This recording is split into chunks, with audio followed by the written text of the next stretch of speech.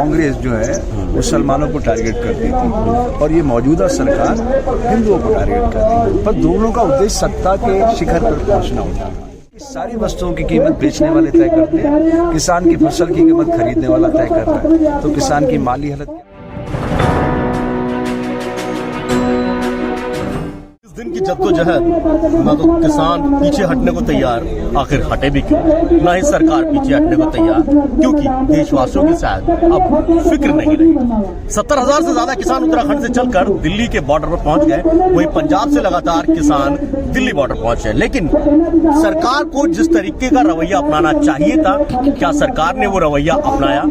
बिल्कुल नहीं, जिसकी वजह से किसान खासे नाराज है। जैसा स्वामी जी मौजूद है। स्वामी जी, आप पहले भी कई आंदोलन में आप आए, चाहे वो CA/NRC का हो, चाहे वो किसानों को लेकर, अभी लगता क्या आपको कि रवैया जिस तरीके से सरकार का है, आने वाले दिनों में बात बनेगी? आज भी मुलाकात के लिए बुलाया है, वार्ता के लिए बुलाया गया है। देखिए, ये नागरिक दायित्वों का प्रश्न। भारत एक संभावना वाला देश है जहां एक सच्चे लोकतंत्र की स्थापना संभावित है। दुनिया का सबसे खूबसूरत लोकतांत्रिक देश भारत बन सकता है। लेकिन ये जो आंदोलन है, ये तो मेरे को लगता है दोनों पक्ष नाक की अपनी ईगो की लड़ाई लेके चल रहे हैं, जबकि हमें मूल समस्या पे फोकस करना चाहिए। मूल समस्या क्या है? किसान को उसका हक मिलना चाहिए, उसका नैसर्गिक अधिकार है। दुनिया की सारी वस्तुओं की कीमत बेचने वाले तय करते हैं, किसान की फसल की कीमत खरीदने वाला तय कर रहा है, तो किसान की माली हालत क्या होती जा रही है? वो ऋण में जन्म लेता है, ऋण में पलता है, ऋण चुकाने के लिए पीढ़ियों पर छोड़ जाता है। जब दुनिया अपडेट हो रही तो मेरे देश का किसान मजबूत क्यों ना? इसके लिए तो नागरिक दायित्वों का प्रश्न आके खड़ा हो गया। या ईगो की लड़ाई है ही नहीं, किसान तो अपना हक मांग रहा है। 6 बार स्वामी जी बातचीत हो चुकी है, मगर बेनतीजा निकली। आज फिर बुलाया गया कि आज हम फिर बात करेंगे। क्या सरकार की तरफ से ये रणनीति के तहत तो नहीं हो रहा है इस तरीके की, सिर्फ बातचीत में उलझाया रहो, किसी तरीके से इसको डाइवर्ट करने का पूरा मौका ढूंढ रही हो? देखिए, ये जो कंडीशनल बातचीत की जो भी रूपरेखा बन रही है, ठीक नहीं। इसको नाक की लड़ाई ना मानते हुए देश की प्रतिष्ठा की लड़ाई मानना चाहिए कि देश रहेगा तो हम रहेंगे। आप जमीन के टुकड़े को देश कहते हैं, माफ करिएगा, मैं इससे नहीं कहता। मैं नागरिक दायित्व बोध को देश कहता हूँ।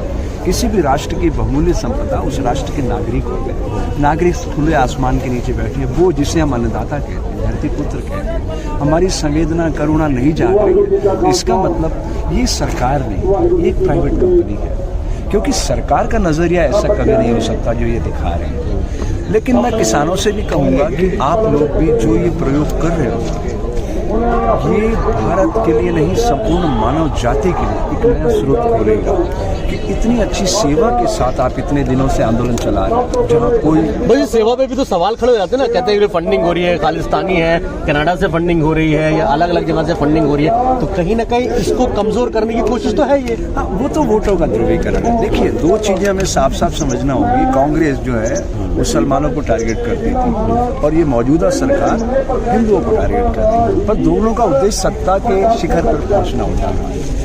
समाज की बेहतरी उसमें नहीं है, आप शिखर पे पहुंचो, लेकिन समाज को तो आप मुख्य धारा में रखो ना। हमारी मुख्य धारा किसान है। मैं कहता हूं कि यहाँ सारे राजनीतिक दलों के लोग मौजूद हैं और ये राजनीतिक दलों की लड़ाई है ही नहीं, ये तो किसान की लड़ाई है। किसान अपना हक मांगने आया, उसका हक उनको बिना मांगे दिया जाना चाहिए। आज वो मांग रहा है और आप भाग रहे हो, तो ये पलायन है। मैं एक चीज और, प्रधानमंत्री मोदी को लेकर आपने कई सारी चीजें कही, कई बातें कही, कई पुराना इतिहास भी आपने बताया, तो मैं एक आध चीजों पे थोड़ा सा चाहूंगा कि आप उस पर रोशनी डालें। 2014 से पहले जब चुनावी रणनीति बनाई गई, सड़क से लेकर संसद तक की, उसमें ये कहा गया था कि अब देश बदलेगा। आप 2014 के बाद से और अब तक का जो समय 7 साल का तकरीबन का जो पीरियड रहा है, इस बदलते हुए देश को आप कैसे देखते हैं प्रधानमंत्री नरेंद्र मोदी? मैंने देश में तो ये बदलाव देखा, देश उल्टे मुंह गिर पड़ा है, अधोगति हो गई है। लेकिन पंत प्रधान जी की छवि को बनाने में जिन लोगों ने मेहनत की, IAS, IPS, बिजनेसमैन, वो सब कामयाब हो गए और उस आदमी की इतनी बड़ी छवि बना दी कि ऐसा लगता है जैसे ब्रह्मांड का नायक। ऐसा कुछ है नहीं, वो मार्केटिंग का तरीका है। जो वो नारे देते थे ना, वो नारों की समझ जो उन लोगों ने पैदा की थी, वो नारे अपने उसके दिमाग में फिट हो गए। मुझे लगता है कि वो एक मानसिक रूप से बीमार आदमी है, उसको वाकई बेहतरीन चिकित्सा की जरूरत। तो किसान वो चिकित्सा कर पाएंगे? अब लग रहा है। देखिए, किसान तो बहुत भोले हैं, इनको पता ही नहीं कि लड़ाई कैसे लड़ी जा रही है। ये तो इस आंदोलन को प्रकृति चला रही है। ये किसान आंदोलन चला रहे होते 2 घंटे में खदेड़ देता हूँ। इसको प्रकृति चला रही है और प्रकृति हमेशा धर्म के पथिक को आगे बढ़ाती है। ये धर्म के पथिक है किसान, इनसे ज्यादा पवित्र इस संसार में कोई जीव नहीं पाया गया है। एक चीज और कही गई है स्वामी जी कि उन किसानों को बहकाया जा रहा है, दूसरी तरफ इनको ये बिल समझ में नहीं आया है। क्या वाकई ऐसा है कुछ? आश्चर्य की बात है सर। देखिए, पहले भी ऐसी परिस्थितियां बनी हैं। पुराने शासकों ने हमेशा किसानों को, जब भी कोई परेशानी होती थी, कि जो किसानों के मुखिया होते हैं, इस सारे दर्द को समझते हैं, उनको बुलाया जाता था कि इसकी समस्या का हल कैसे हो जाए। वो जो बताते थे, वो मौजूदा सरकारें उस पर काम करती थी, तो रिजल्ट भी आते थे। लेकिन मौजूदा सरकार को ऐसा लगता नहीं, एक्चुअली मार्केटिंग का खेल है। उनको जो करना था उन्होंने कर लिया, उसके पीछे जो बेसिक चीज है तो साफ साफ दिखाई दे रही है। मतलब कॉर्पोरेट सरकार है, बस वो एक प्राइवेट कंपनी है, उसको सस्ते में माल खरीदना है, महंगे में बेचना है। आज मैं 50 रुपए किलो का आटा खरीद रहा हूँ मार्केट से, मैं खरीद रहा हूँ, मैं खुद ओके, मैं 42 साल से बच्चों में काम कर रहा हूँ, लेकिन मैं 50 रुपए का आटा खरीद रहा हूँ क्योंकि मैं एक स्वाभिमानी व्यक्ति हूँ। मैं किसी के आगे हाथ नहीं फैलाता। मैं योग का विद्यार्थी हूँ, योग तो देना जानता है, प्रकृति से जोड़ता है आपको, तो जो प्रेम से मिलता है उससे जीवन चलाते हैं। तो 20 रुपए में ये इसका गेहूँ नहीं खरीद रही गवर्नमेंट, लेकिन 50 रुपए में आटा खरीद रहा हूँ। ये 30 रुपए कहाँ जा रहा है? जब ये सारी चीजें उनके हाथों में आ जाएगी तो 4 महीने इसका रेट गिराएंगे, जब फसल आने वाली होगी, और 8 महीने खूब लूटेंगे देश को। तब चूंकि वो कहेंगे देखो साहब सस्ता होता जा रहा है, उनके हाथ में कमांड हो। तो अच्छे दिन तो आ गए ना। हाँ देखिए, अब अच्छे दिन बुरे दिन ये व्याख्या करना हमारे हाथ में।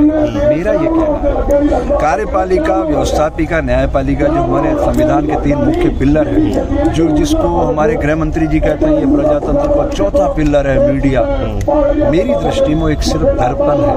वो दर्पण पे जो धुंध होती है उसको हटा के वो समाज को दिखाता है कि आज आपकी तस्वीर ऐसी है। तो उसको ये दिखाना चाहिए कि धरती खुले आसमान के नीचे किसान मर रहे हैं, कोविड में हजारों मजदूर मर गए, उस पर कोई बातचीत नहीं। जीवन के बुनियादी हक, बिजली, सड़क, पानी, चिकित्सा, शिक्षा पर कोई बातचीत नहीं। बातचीत किस पे हो रही है? ये खालिस्तानी है, ये आतंकवादी है, ये पाकिस्तान का है। अरे भाई, यही लोग जब विपदाएं आती तो यही लोग गुरुद्वारों से लंगर चलाते हैं पूरे देश में। मेरे तो कई IAS IPS जिसमें मैं ट्रेनिंग देता हूँ, वो कहते हैं स्वामी जी एक गुरुद्वारे पे जाओ, हजारों लोगों के खाने की व्यवस्था 1 घंटे में हो जाती है। सरकार से भी ज्यादा फास्ट अगर सेवा का काम है तो गुरुद्वारों से होता है।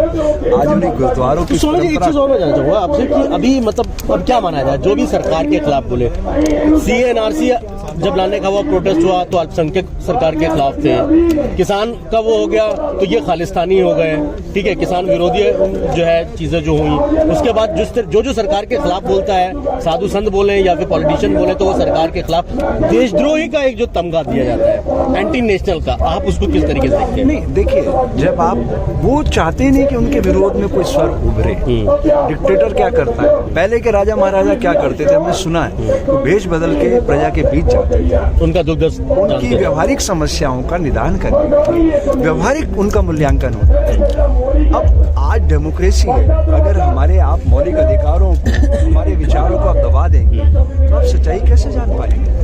ये मुझे मौलिक अधिकार 1901 में मिला है, मैं अपने विचार देश के किसी भी प्लेटफॉर्म पे जाके व्यक्त कर सकता हूँ, मुझे कौन रोक सकता है? लेकिन हाँ, मैं कर्तव्य और अधिकार दोनों का संतुलन बना के चलूंगा। ये भी नहीं कि मैं किसी के जीवन को बाधित कर रहा हूँ, ये अधिकार मुझे नहीं है, लेकिन मेरे विचार तो मैं संप्रेषित कर ही सकता हूँ समाज में, उसमें मुझे रुकावट नहीं होना चाहिए। लेकिन ये रुकावट इसलिए पैदा कर रहे हैं, तो आज के समय में लड़ाई तो विचारों की है, फिर कहाँ है लड़ाई विचारों की? ये तो बिल्कुल तानाशाही जैसा है। आप बताओ, अगर लड़ाई होती विचारों की तो पंजाब से चला किसान रामलीला मैदान में और जंतर मंतर पे अपने ऐतिहासिक धरना स्थल पे जाना चाहता है, तो हरियाणा सरकार बीच में आती है, गड्ढे खोदती है। मैंने 64 साल की उम्र में पहली बार देखा सरकार गड्ढे खोद रही थी। सर्दी के मौसम में किसानों पे वो गंदे नालों के पानी फेंक रही थी, और वो वायर फेंसिंग कर रहे, कटीले तार लगा रही। किसके खिलाफ?